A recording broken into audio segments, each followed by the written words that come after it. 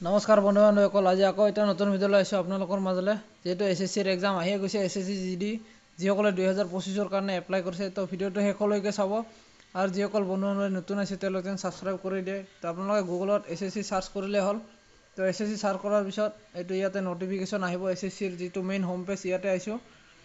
এইটো নটিচ প্ৰথমটোতে 19 তাৰিখ আজি আহিছে। মই ডাউনলোড কৰিছোঁ যিহেতু আগতে, আজি আকৌ এবাৰ ডাউনলোড কৰি দেখাই দিছোঁ আপোনালোকক।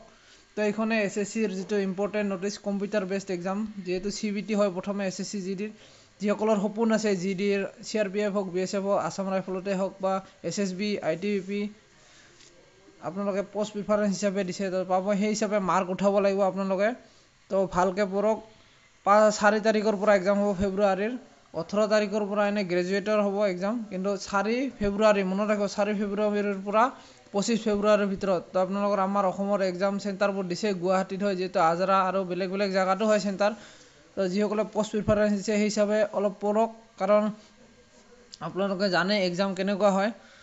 CBT কম্পিউটাৰ বেছড এক্সাম হয়। এতিয়া বৰ্তমান 80টা কুৱেশ্যন আহে, এটা কুৱেশ্যনৰ এগেইনষ্টত 2 মাৰ্ক আৰু নিগেটিভ মাৰ্ক থাকে।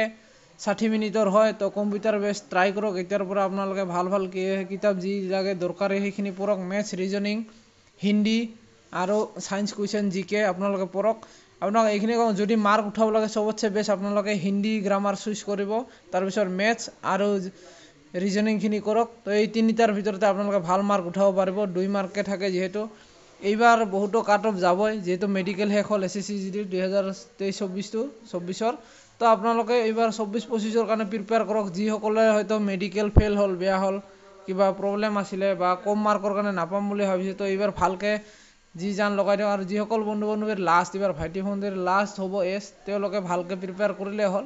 SSC GDত মেইন মাৰ্কটোৱে, বাকী আপোনালোকৰ ৰানিংটো পাছে হয়, বাকী মেডিকেলতে ভগৱানৰ ওপৰত এৰি দিয়ক। যদি মেডিকেলৰ কমি বেছি আছে তো আপোনালোকৰ সেইখিনি ঠিক কৰিব চেষ্টা কৰক। যেনেকৈ নগ্নি প্ৰব্লেম হ'লে আপোনালোকে এক্সাৰচাইজ কৰক।